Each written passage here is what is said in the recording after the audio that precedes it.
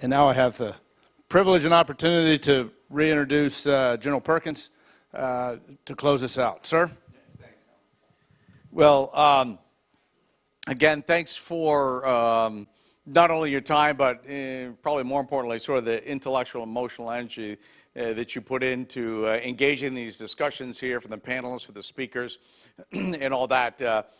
Even though I do apologize for being in and out, but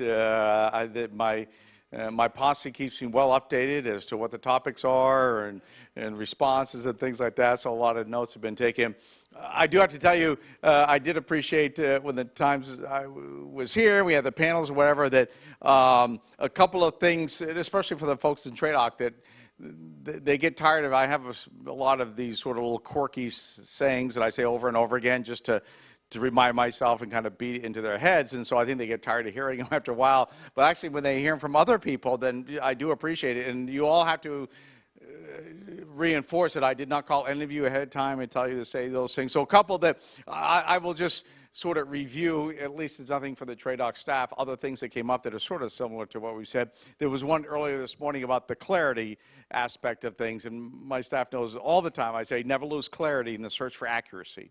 Because leadership is really all about providing clarity, and sometimes we in the military can get precisely accurate about stuff, but it's absolutely unintelligible to anybody else because we've lost the clarity. So providing clarity, and especially as we talk about the future, which we've talked about a lot, there is this desire sometimes to predict and get to this level of fidelity that's not possible because we want that accuracy, where it really is clarity of understanding of what is in the realm of the possible, trends, all those things that we've talked about before, I think really kind of reinforce that. There was a discussion early this morning about, process does not make up for talent, which was great. I would add to that, process doesn't make up for lack of content either.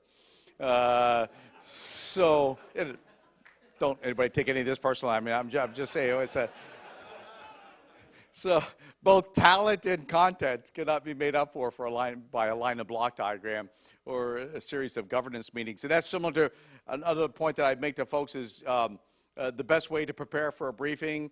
People will focus, let's have a video clip, let's do this, do this. I say the best way to prepare for a briefing is to know what you're talking about. Hence back to the content aspect, et cetera. So that all comes back when you peel the onion back, and it's, a lot of folks recommend us, hey, make sure the Army's not this insular organization that sometimes we have the reputation of, which I think is not well earned, but understandable. Everybody dresses the same, we go to the same hairstylist, et cetera, like that. Avoid groupthink, get outside the box, don't even have a box, on and on like that. You need to be collaborative. So I like all of those thoughts and sayings, but if you look back to the last couple of days, it's also very reassuring, not only that I have said something like that at some time, but that's why you're all here. That's why we've had this, because we've tried not to get groupthink in the Army. We've tried to invite people in that at least have different hairstylists.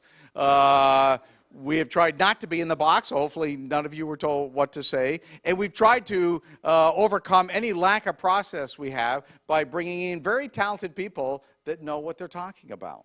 Okay, so you all have really sort of helped reinforce what you've advised us to do, and to not get consumed with some specific detail, but rather, imagine what is in the realm of the possible, and understand that it's a process. It's not just we're going to go from A to B, but it's a process, and we have to continually iterate. And you all are a big part of it. So thanks for, first of all, being these very talented people with a lot of content that's very willing to share them. Thanks for not feeling constrained and being able to poke either us as a member of the Army, the military, or the national security apparatus, and to think differently about things. But probably most importantly, to really just offer your help. I mean, there was a sincerity that I heard from everybody up here, that they really were trying to figure out how can we help our Army, which is by connecting, as you said, is helping the nation. People just really want to help and move us off, because there's a lot of challenges out there, there's a lot of complexity, there's a lot of possibilities that are not good. that we actually can probably do something about. So I do appreciate the sincerity and the offer of help, and not just the time you've here, but everybody that's come on talked about is, here's my card, if there's anything I can do for you, et cetera, like that. So what is incumbent upon us in the Army, TRADOC, et cetera, like that, is to, first of all, take you up on that. Second of all, pay attention to what you said. Since you came here at great expense and inconvenience to yourself, it would, first of all, be rude. Second of all, be a missed opportunity if we just, they don't understand the Army. That's not how we do it in the Army, et cetera, like that. There's actually a good point there.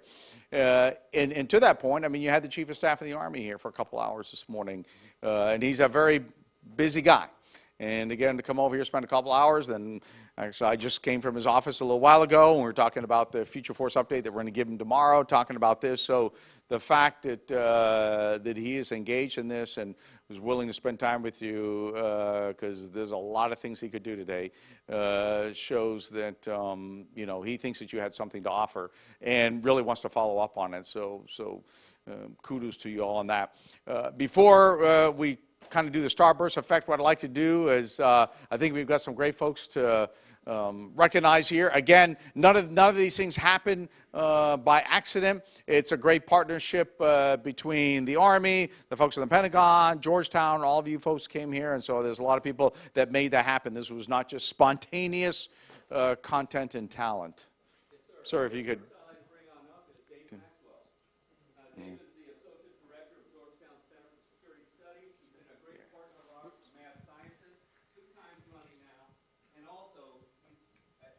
Great friend. So, Thank Dave, thank you very much. So the maddest scientist of them all.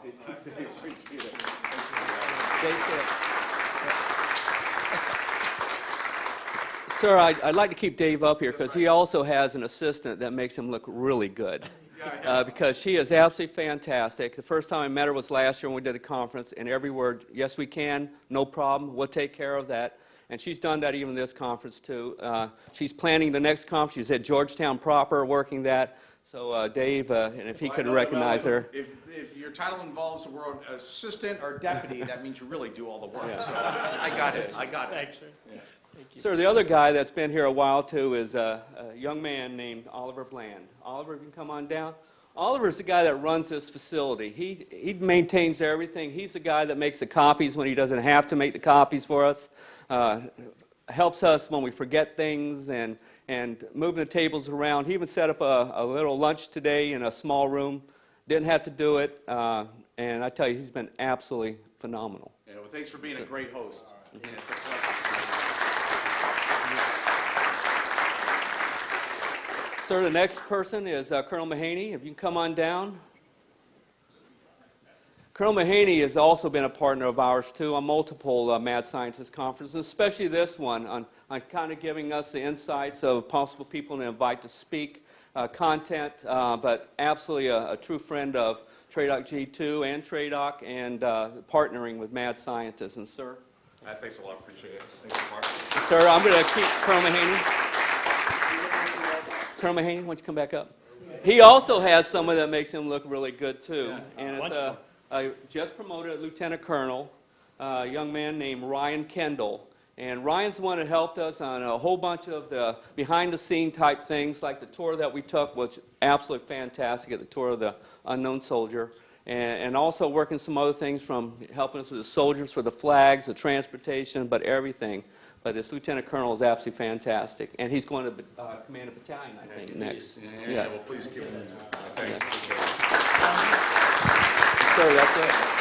All right, well, no, again, thanks for everyone behind the scenes making all the work, and thanks for you all, and thanks for your continued engagement with what we do. And this is sort of a never-ending thing, because, the future is always in front of us. So thanks a lot. Appreciate it, folks.